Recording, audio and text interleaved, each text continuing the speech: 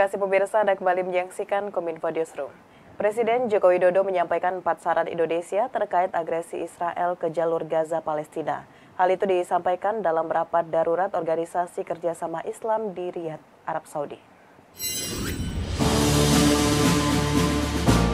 Presiden Republik Indonesia Joko Widodo mendorong Organisasi Kerjasama Islam atau OKI untuk bersatu dan berada di garda terdepan dalam penyelesaian krisis di Gaza, Palestina. Menurutnya, penyelenggaraan KTT OKI dinilai sangat tepat untuk dilakukan untuk mampu menghasilkan hal konkret agar kekejaman Israel di Gaza dapat segera dihentikan. Dalam kesempatan konferensi tingkat tinggi luar biasa Organisasi Kerjasama Islam di Arab Saudi, Indonesia melalui Presiden Joko Widodo menyampaikan 4 saran penyelesaian krisis di Gaza, Palestina. 4 saran konkret tersebut diantaranya gencatan senjata agar dilakukan, hingga bantuan kemanusiaan bisa dipercepat dan diperluas ke seluruh wilayah Gaza. Saya ingin menyampaikan beberapa hal yang konkret. Yang pertama, gencatan senjata harus dapat segera dilakukan. Tanpa gencatan senjata, situasi tak akan membaik dan Israel telah menggunakan narasi self-defense dan terus melakukan pembunuhan rakyat sipil. Ini tak lain sebuah collective punishment dan kita semua harus mencari jalan agar Israel segera melakukan gencatan senjata. Yang kedua, bantuan kemanusiaan harus dipercepat dan diperluas jangkauannya. UKI harus mengusulkan mekanisme bantuan yang lebih predictable dan sustainable. Indonesia juga telah mengirim bantuan kemanusiaan dan ke depan akan menambahkan lagi. Di sisi lain, situasi kemanusiaan juga sangat memprihatinkan. Rumah sakit Indonesia di Gaza Utara terus menjadi sasaran serangan Israel dan sudah kehabisan bahan bakar. Untuk itu, Indonesia meminta semua pihak untuk menghormati hukum humaniter internasional. Yang ketiga, UKI harus menggunakan semua lini untuk menuntut pertanggungjawaban Israel terhadap kekejaman kemanusiaan yang telah dilakukan.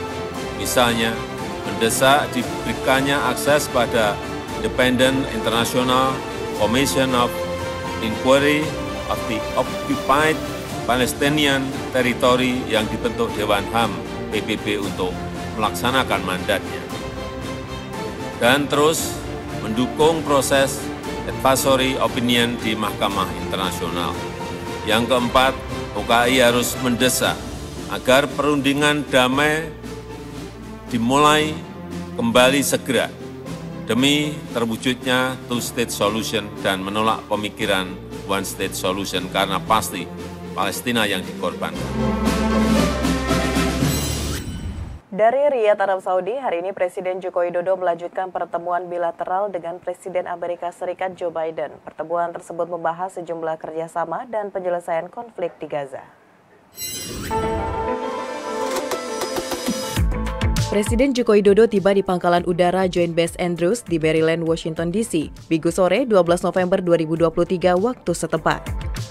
Dalam kunjungannya kali ini, Presiden dijadwalkan bertemu dengan Presiden Amerika Serikat Joe Biden untuk membahas sejumlah isu yang menjadi kepentingan kedua negara, mulai dari kemitraan strategis, komprehensif, sentralitas ASEAN, hingga penyelesaian konflik di Gaza.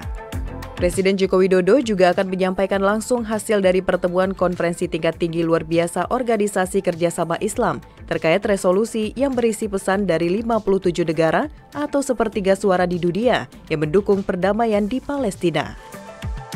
Gencatan senjata harus segera diwujudkan. Bantuan kemanusiaan harus dipercepat dan diperbanyak. Perundingan damai harus segera dimulai. Fasilitas publik dan kegiatan kemanusiaan tidak boleh menjadi sasaran serangan, dan Israel harus bertanggung jawab atas kekejaman yang telah dilakukan. Selain itu, Presiden juga akan menyampaikan pesan dari Presiden Palestina, Mahmud Abbas, kepada Presiden Amerika Serikat Joe Biden.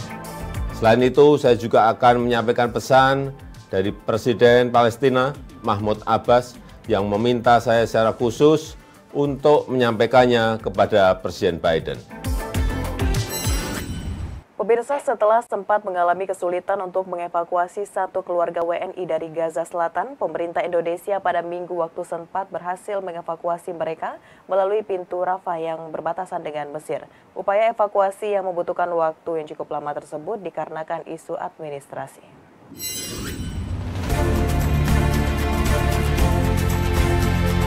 Menteri Luar Negeri Retno Marsudi kembali mengumumkan keberhasilan evakuasi satu keluarga WNI dari Gaza yang menjadi pusat konflik antara tentara Israel dan kelompok Hamas Palestina. Keluarga WNI yang terdiri dari Muhammad Hussein, kedua anaknya yang juga WNI, serta istrinya yang berkewarganegaraan Palestina berhasil dievakuasi dari Gaza Selatan pada Minggu waktu setempat melalui pintu Rafah yang berbatasan dengan Mesir. Setelah berhasil dikeluarkan dari Gaza, Muhammad Hussein dan keluarganya akan dibawa ke Kairo sebelum dipulangkan ke tanah air. Menlu Retno menjelaskan bahwa proses evakuasi Muhammad Hussein dan keluarganya membutuhkan waktu yang cukup lama karena isu administrasi.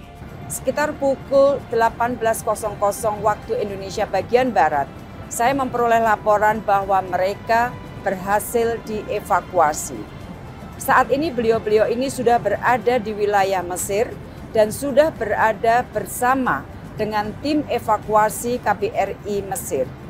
Proses panjang ini sekali lagi menunjukkan bahwa proses evakuasi sangat tidak mudah. Namun upaya kita terus kita lakukan secara maksimal. Selama hampir satu pekan terakhir berada di Timur Tengah untuk mengikuti rangkaian acara Organisasi Kerjasama Islam, Menlu Retno mengatakan dirinya terus melakukan komunikasi dengan banyak pihak untuk memastikan para WNI dalam keadaan baik dan nama-nama mereka segera bisa masuk ke dalam daftar evakuasi. Bahkan Menlu Retno beberapa kali mendesak agar pintu Rafah bisa dibuka. Keberadaan dua pemain keturunan dalam Timnas U17 Piala Dunia tak luput dari perhatian mantan pelatih Timnas U19 Indonesia, Edward Chong. Edward mengatakan bahwa ia tidak mempermasalahkan pemain keturunan di skuad Timnas U17, sebab keberadaan pemain-pemain keturunan di skuad Garuda memiliki dampak positif terhadap performa tim.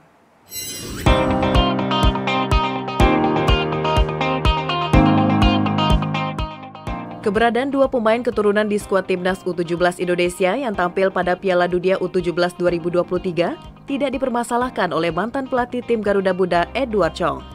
Dalam sesi konferensi pers di Media Center Piala Dunia U17 di Solo, Edward mengatakan Bima Sakti selaku pelatih Timnas U17 Indonesia memutuskan memanggil dua pemain keturunan ke skuad Garuda Muda untuk bermain pada Piala Dunia U17 2023. Keberadaan pemain-pemain keturunan di skuad Garuda pun dinilai memiliki dampak positif terhadap performa tim.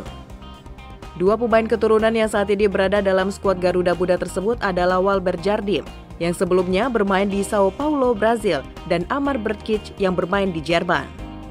Nah, kalau kita bicara naturalisasi, mau nggak mau kita harus bicara ini juga, karena mungkin mereka di sana lebih lebih canggih lah ilmu apanya, bukan mengecilkan kita ya, tapi kita sebagai orang lokal, anak-anak lokal kita harus mau belajar, khususnya untuk usia muda. Jadi kalau naturalisasi sebenarnya saya nggak ada masalah mas, selama di sininya Indonesia, oke lah buat saya. Adapun Timnas Indonesia telah merampungkan laga perdana di Piala Dunia U17 2023 dengan cukup baik, dengan menahan imbang Ekuador dengan skor 1-1 pada laga yang dilaksanakan di Stadion Gelora Bung Tomo, Surabaya, Jumat 10 November lalu. Pemirsa, usai jeda kami akan mengajak Anda menyaksikan dialog mengenai pendidikan berkualitas tanpa kekerasan sesaat lagi.